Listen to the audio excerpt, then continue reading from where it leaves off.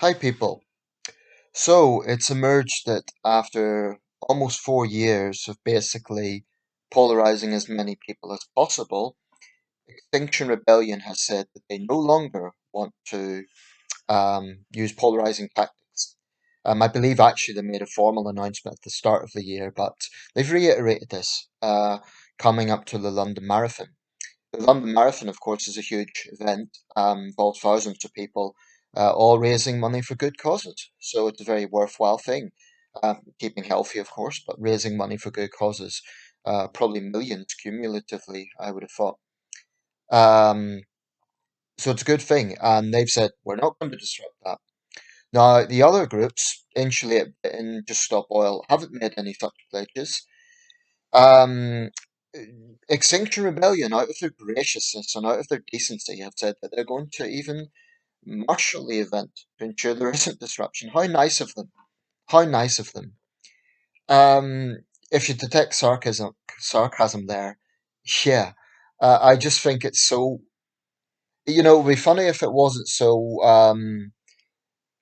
baffling. I mean, this is a group that has been polarizing people for years, and now they're sort of saying, "Oh well, we want the public on board." And GP News had an interview with one Peter Knapp, who's apparently a scientist. And, he seemed like a smart fellow, but clearly not so smart that he thinks only now that, maybe we shouldn't polarize the public.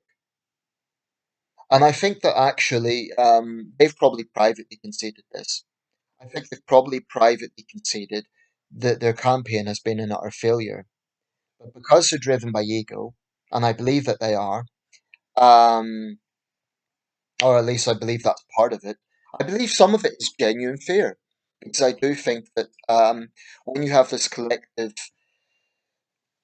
group dynamic, it can have an impact. And I do think certainly some of the younger members are definitely impressionable. And I think that I don't want to say brainwashing, I don't want to throw that term around, but I'm not suggesting they're going to sort of these centers where they're being collectively brainwashed. But I do think there is some definite cult-like aspects to these groups, without question, because you're getting a situation where people are collectively saying that they're terrified for the planet's future and we're all going to die. They've literally said billions of people will die in a matter of years. Billions.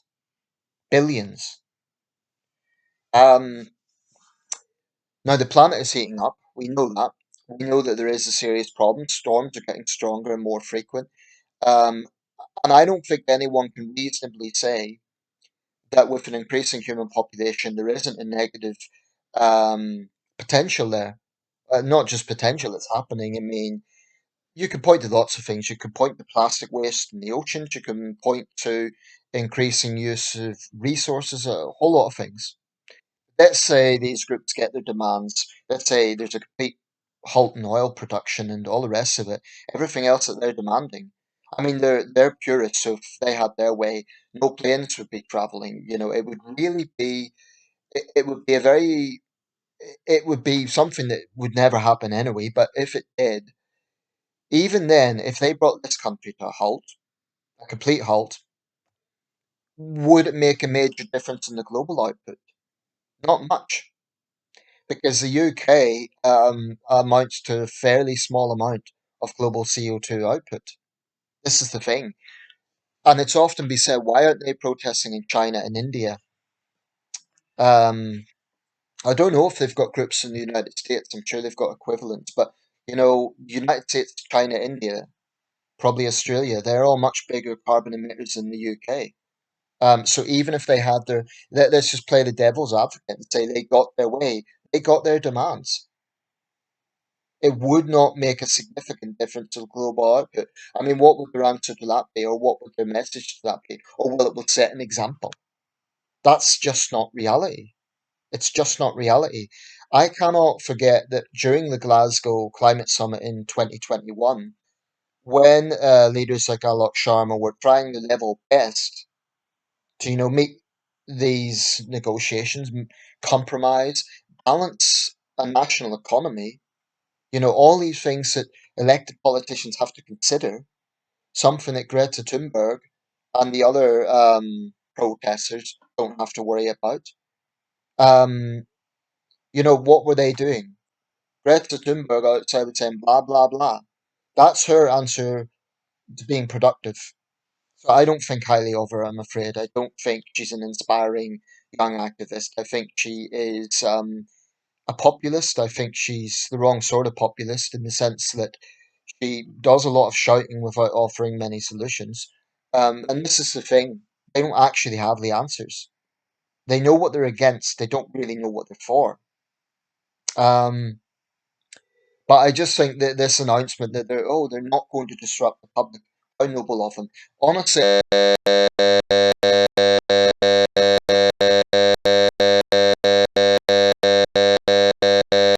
fear that some of them have.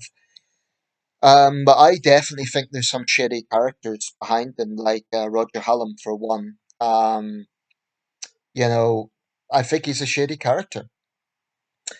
And there's another point about this, just because Extinction Rebellion has made this announcement, like I say, Insulate Britain and Just Stop Oil haven't. Now, all of these groups are interlinked. They may have a slightly different purported goal each time. So, Extinction Rebellion is sort of generically about the end of the world.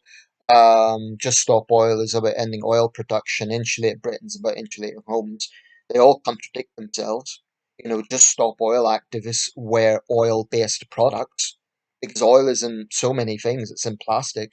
So if they really were to practice what they preach, they would be turning up probably naked. I'm not even taking the piss here. If they really practice what they preach, that would be the implications. That guy that disrupted the snooker event in Sheffield at the Crucible, Adrian Whittingham, he's a hardcore activist. I've actually been in a bit of an exchange with him, as arrogant as they come. Utterly, utterly tunnel vision, utterly narcissistic, utterly full of it.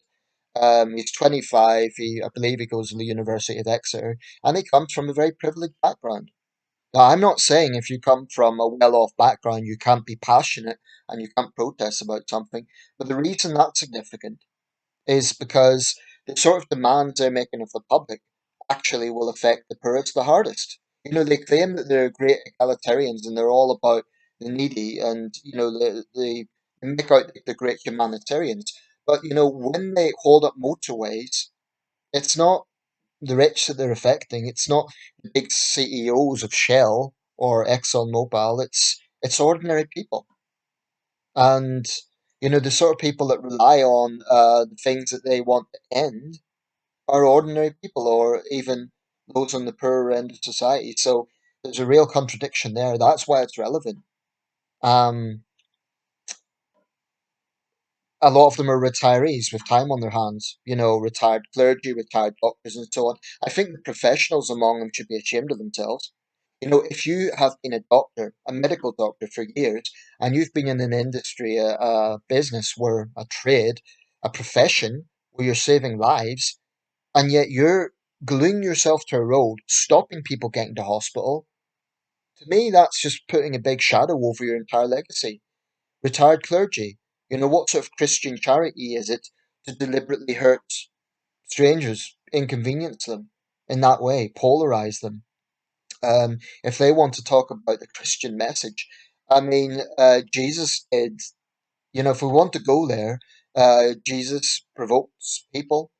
He was unpopular in some quarters, but he also, if you really want to go down that theological line, I don't think it would be a case of this is Christian charity to polarize the majority. Um, Jesus was an itinerant preacher. He persuaded people. He didn't. Anyway, I'm going left field with that. My point is, I just think they're charlatans. I really have no respect for them.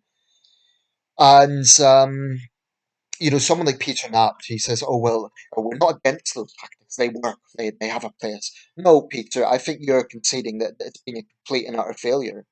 And the thing they will often say, or their apologists will say, because this is another thing, you get people on the internet who are not necessarily activists, who are not necessarily linked to these groups, but they'll make excuses for them. They'll say, oh, well, it's generating debate on the issues. No, it's not. It really isn't, because the vast majority of discussion about this has been about their tactics. It's been about how, do we police them more? What punishments should there be? That's been the bulk of discussion. When they pull off their stunts on the roads, or if they, vandalize artwork, no one is talking about, oh, well, how are we going to reduce CO2? Or how do we stop oil production? How do we become less reliant on fossil fuels? What they're saying is these entitled prats are just really provoking the public. And what I find so insufferable about them, I mean, it has to be the definition of madness to keep doing something that is failing and yet keep doing it and expecting a different result. I honestly think some of them, and I don't say this in jest, that I really, really believe this. I think some of them might be mentally unbalanced. I mean, people who genuinely believe that we're all going to die in a few years, and who feel that the only way forward is that we all just get rid of all planes, all oil production, just, halt the whole thing. It's sociopathic. It's not workable, and it's utterly unreasonable. So it's good that Extinction Rebellion has, had a U-turn of sorts, although they continue to threaten the public, I might add. They say big things are planned. So it's these veiled threats. Great way to get people on board.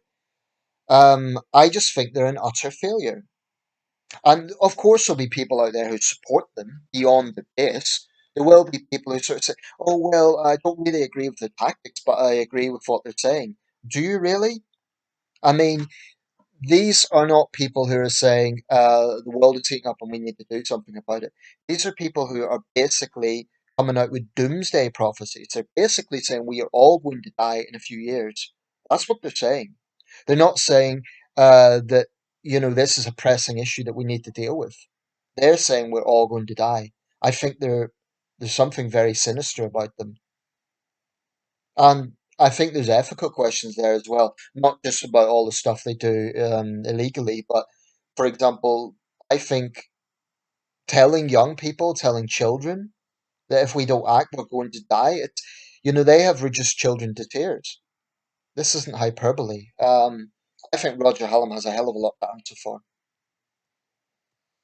And it's these veiled threats, big things are planned.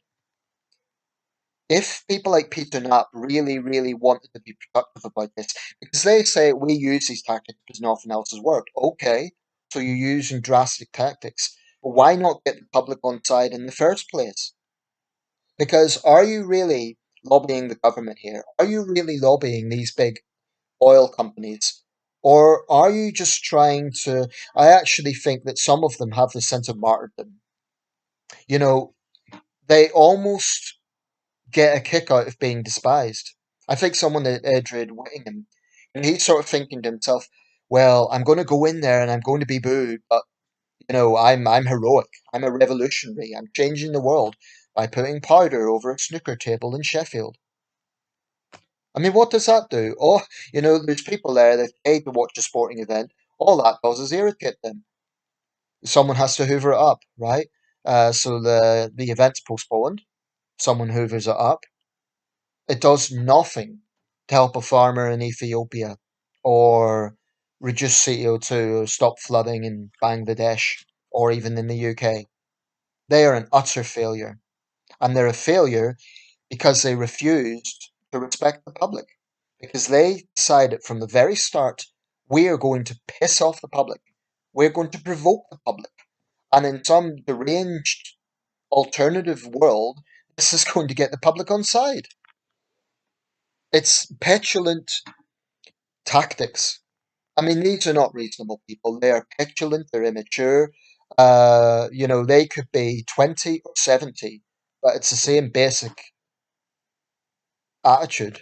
I mean, we're going to provoke the public and we don't really care if they respect us or not because we're right and they're wrong. And it's this condescending attitude that they have that they're the only ones who care. They're the only ones who have a legitimate approach.